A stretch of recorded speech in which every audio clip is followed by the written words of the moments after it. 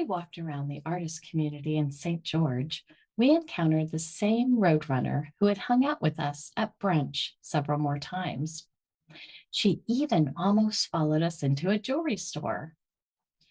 I realized that seeing the Roadrunner was probably more of a message than a coincidence, and looked up the spiritual meaning of the bird.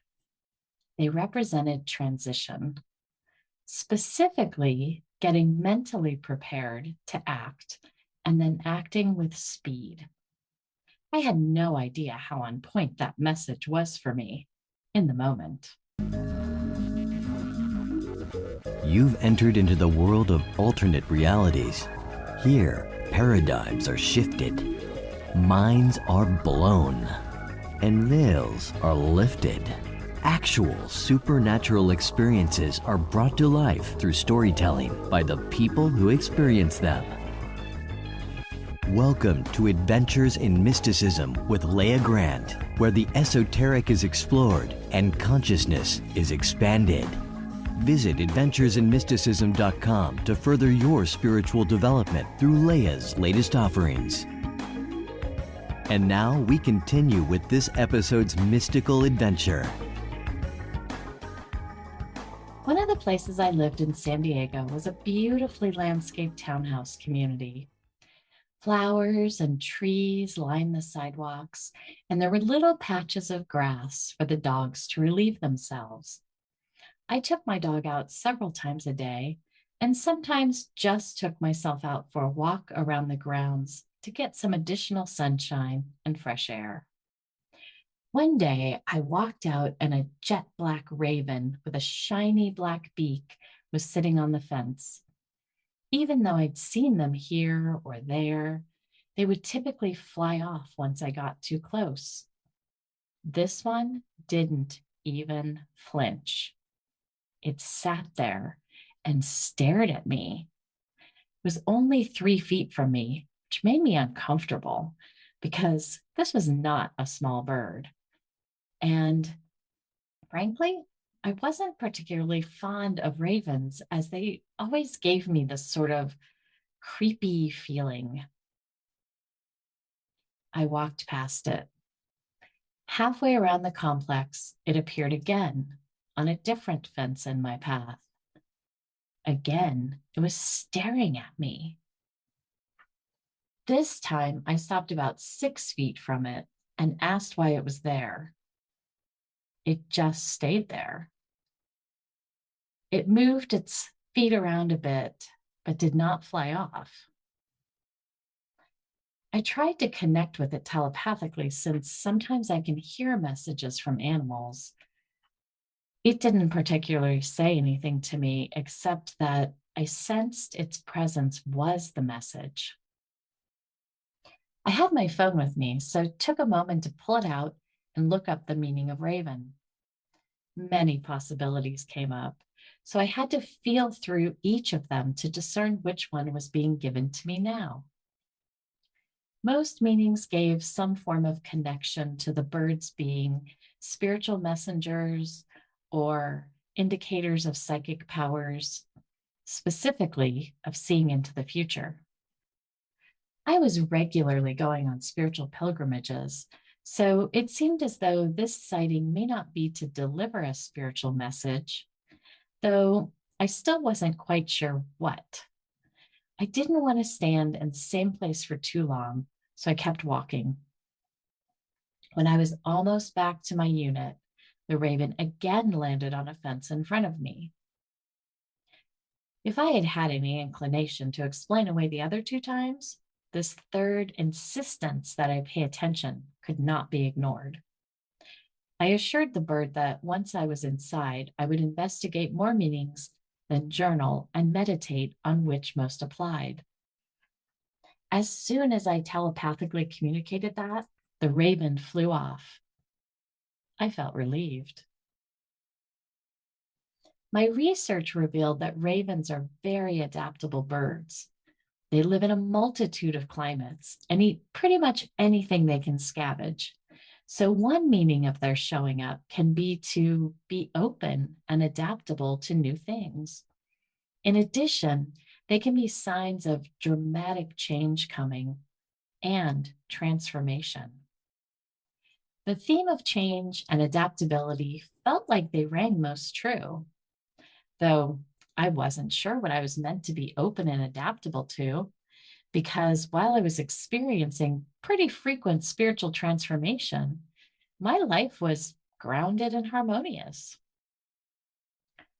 The next day, or it felt like it was just the next day, my spiritual teacher told me to move out of my place at the end of the next month and to put all of my stuff in storage and live based on divine guidance. Without the visitation from the raven the previous day, or few days, which prepared me for receiving the challenge presented, I think I would have been much more resistant to the request. I really loved where I lived and had planned on staying there for several years. The experience was life-changing, though, as I discuss in the podcast episode titled Trust Trip. Another animal totem message came when visiting my friend in St. George, Utah. We decided to enjoy brunch at a lovely outdoor restaurant in the hills. This location had 2 outdoor dining areas. One was underneath an adobe structure to provide shade and coolness, and that one was full of diners. The other was off to the side next to a garden and had umbrellas.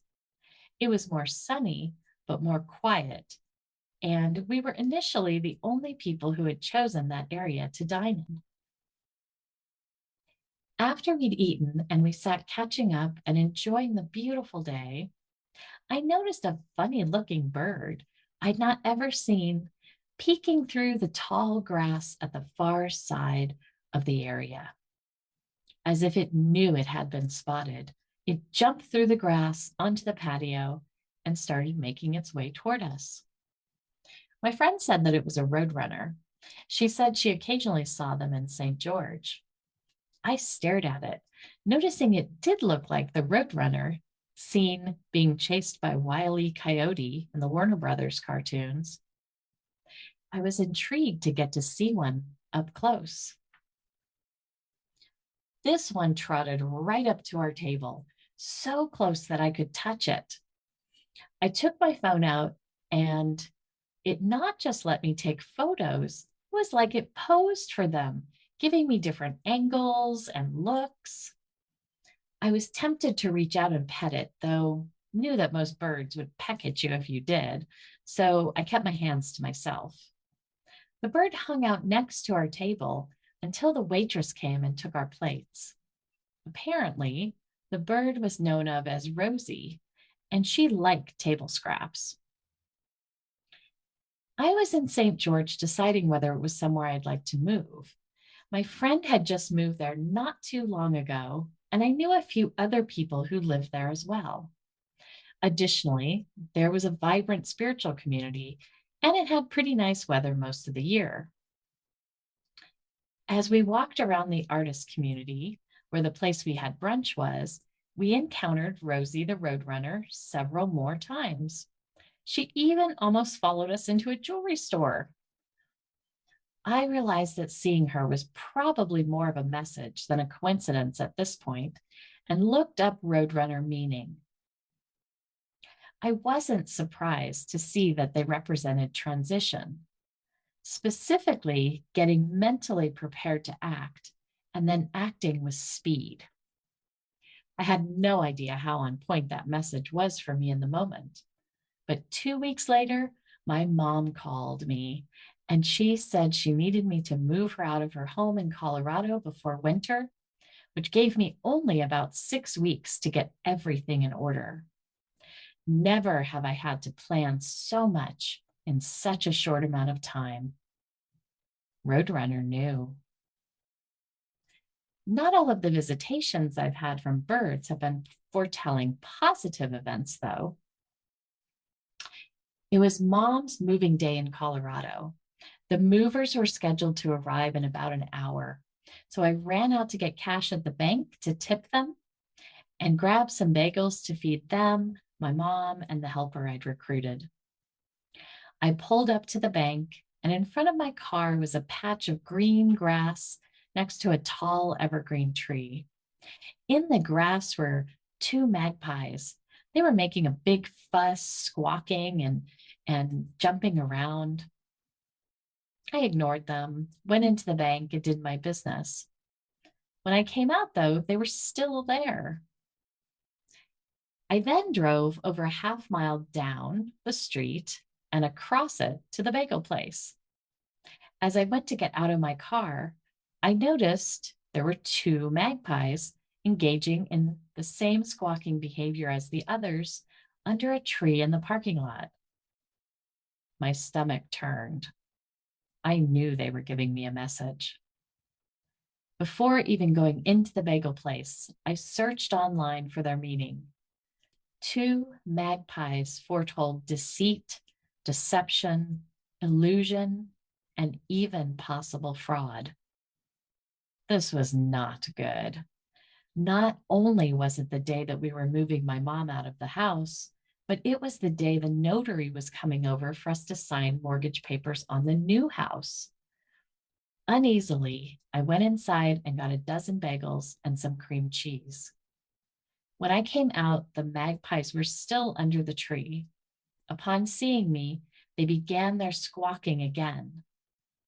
I drove back to the house with a foreboding feeling. As soon as I arrived there, it was mayhem as I was greeted by the barking dog, my phone ringing as the notary called to say she was on her way, my friend asking me how he could help, and my mom saying the movers weren't there yet. They had said they were running late. So I dove into doing and had no time to process the message the magpies had been giving to me. If I had heeded their warning, I would have sent the movers away when they arrived, as there were multiple issues with them. Unfortunately, they arrived as soon as we had sat down with the notary, and so I wasn't available to engage with them and understand that they were charging 50% more than they had quoted. And it got worse from there. They left my mom's house, leaving stuff behind that we had no way to move without hiring an entirely new truck. Then they claimed their truck broke down, and when they arrived 2 days later to deliver, they were in a much smaller, different truck that did not contain all of her things. They were insistent that only a few items were left behind and that they would be delivered in a few days. I knew this was incorrect because of the size difference in the trucks. Quite a bit had not been delivered. Days later, nothing had arrived yet.